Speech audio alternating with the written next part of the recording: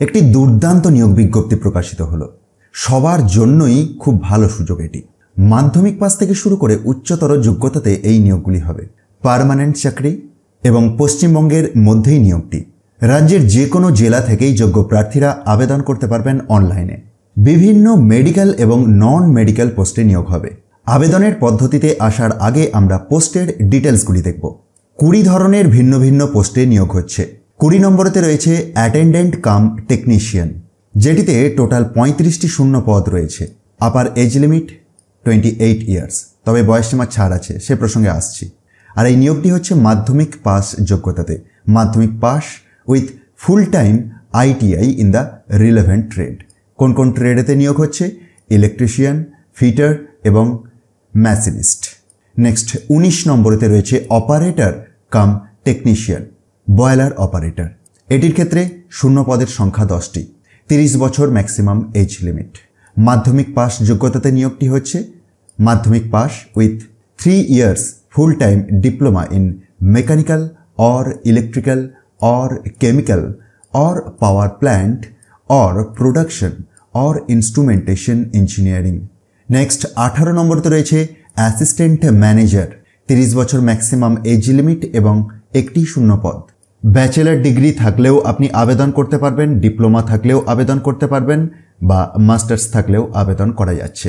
তবে একটি অভিজ্ঞতা লাগবে এই পোস্টটির জন্য, 2 বছরের পোস্ট কোয়ালিফিকেশন এক্সপেরিয়েন্স লাগছে। 17 নম্বরতে মেডিকেল অফিসার নিয়োগের কথা জানিয়েছে। মেডিকেল ভ্যাকেন্সিগুলি প্রসঙ্গে জানিয়ে রাখি, এরপরেও আমরা অনেকগুলি মেডিকেল এবং নন মেডিকেল পোস্টে নিয়োগের কথা দেখব। তো 17 নম্বরে যে মেডিকেল অফিসার নিয়োগ হচ্ছে বলে জানিয়েছে, এটির জন্য ম্যাক্সিমাম এজ লিমিট 34 ইয়ার্স এবং একটি শূন্য পদ। এসেন্সিয়াল কোয়ালিফিকেশনগুলি আপনারা একবার ভিডিওটি পজ করে চেক করতে পারেন। 16 নম্বরেতেও মেডিকেল অফিসার E1 নিয়োগের কথা জানিয়েছে। এটির ক্ষেত্রে 7টি শূন্য পদ, maximum age limit 34 years. Next number 15, যেখানেতে ম্যানেজার সিভিল প্রজেক্টস, এই পোস্টটিতে নিয়োগ হচ্ছে। 2টি শূন্য পদ রয়েছে, 35 বছর ম্যাক্সিমাম এজ লিমিট। 14 নম্বরতে ম্যানেজার ইলেকট্রিক্যাল, এটির ক্ষেত্রে 3টি শূন্য পদ রয়েছে এবং 35 বছর ম্যাক্সিমাম এজ লিমিট। 13 নম্বরতে ম্যানেজার মেকানিক্যাল, এটির ক্ষেত্রে 4টি শূন্য পদ রয়েছে এবং 35 বছর maximum age limit. Age limit প্রসঙ্গে বলে রাখি, সরকারি নিয়ম অনুযায়ী বয়সসীমা ছাড় আছে, সেই টেবিলটিও আপনাদেরকে দেখাবো। আগে কি কি পোস্টগুলি রয়েছে সেগুলি একবার দেখে নিই।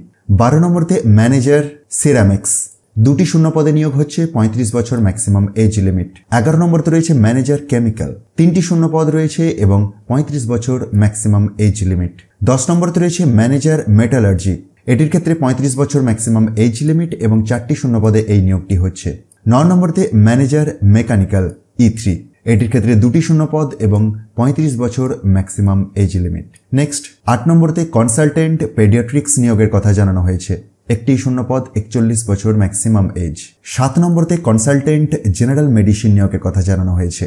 এটির ক্ষেত্রেও 41 বছর ম্যাক্সিমাম এজ লিমিট এবং একটি শূন্য পদ। 6 নম্বরতে রয়েছে কনসালটেন্ট ব্লাড ব্যাংক, এটির ক্ষেত্রে 41 বছর ম্যাক্সিমাম এজ লিমিট, একটি শূন্য পদ। নেক্সট 5 নম্বরতে কনসালটেন্ট সার্জারি নিয়োগের কথা জানানো হয়েছে। একটি শূন্য পদে এই নিয়োগটি হচ্ছে এবং 41 বছর সর্বোচ্চ বয়সসীমা। 4 নম্বরতে রয়েছে consultant radiology, maximum age limit 41 years এবং একটি শূন্য পদ। নেক্সট কনসালটেন্ট অর্থোপেডিক্স, এটির ক্ষেত্রে 2টি শূন্য পদ এবং 41 বছর ম্যাক্সিমাম এজ লিমিট। 2 নম্বরতে রয়েছে কনসালটেন্ট অবস অ্যান্ড গাইনি, এটির ক্ষেত্রে 2টি শূন্য পদ এবং সর্বোচ্চ বয়সসীমা 41 বছর। এবং 1 নম্বরতে কনসালটেন্ট চেস্ট মেডিসিন নিয়োগের কথা জানানো হয়েছে।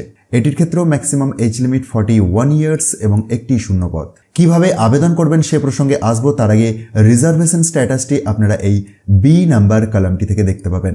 দেখুন, এজ রিল্যাক্সেশন প্রসঙ্গে সি নাম্বার পয়েন্টেতে কথা বলা আছে, যেখানেতে জানানো হয়েছে যে SC/ST ক্যান্ডিডেটদের জন্য 5 বছরের বয়সসীমা ছাড় আছে।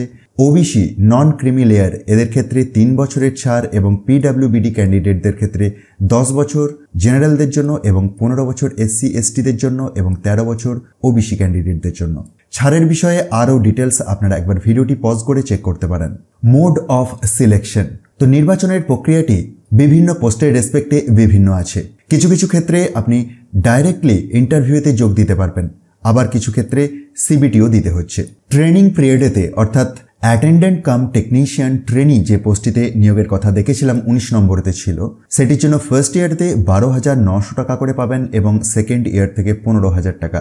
বাকি যে সমস্ত পোস্টের কথা বললাম তার মধ্যে এক্সিকিউটিভ পোস্টগুলি, যার মধ্যে মেডিকেল অফিসার এবং অ্যাসিস্ট্যান্ট ম্যানেজার সেফটি, এটির ক্ষেত্রে 1 বছরের আগে মানে শুরুতেই 50,000 থেকে 1,60,000 টাকা করে পাবেন এবং তারপরে অর্থাৎ 1 বছর কমপ্লিট হয়ে গেলে 60,000 থেকে শুরু করে 1,80,000 পর্যন্ত পেতে পারেন। কনসালটেন্ট এবং ম্যানেজার E3 পোস্টগুলির ক্ষেত্রে 80,000 থেকে 2,20,000 পর্যন্ত আপনি বেতন পাবেন। নন এক্সিকিউটিভ পোস্টগুলির ক্ষেত্রে, যেখানেতে অ্যাটেন্ডেন্ট কাম টেকনিশিয়ান ট্রেনি নিয়োগের কথা বলা হয়েছে, এটির ক্ষেত্রে 25,070 থেকে 35,070 টাকা করে পাবেন। Operator cum technician boiler operator, এটির ক্ষেত্রে 26,600 থেকে 38,920 টাকা বেতন রয়েছে। যে সমস্ত ভিন্ন এক্সিকিউটিভ এবং নন এক্সিকিউটিভ পোস্টে নিয়োগের কথা বললাম, এই ভ্যাকেন্সিগুলি রয়েছে দুর্গাপুর স্টিল প্ল্যান্ট অর্থাৎ ডিএসপি এবং অ্যালয় স্টিল প্ল্যান্ট এএসপিতে। নোটিফিকেশনটি steel authority of India limited, Durgapur steel plant, Durgapur, West Bengal থেকে প্রকাশ পেয়েছে। অনলাইনে আবেদন করতে হবে এবং সেটির জন্য আপনাকে sel.co.in এর ক্যারিয়ার সেকশনেতে যেতে হবে। তাহলেই ডেডিকেটেড লিঙ্কের মাধ্যমে আপনি অ্যাপ্লাই করে দিতে পারবেন।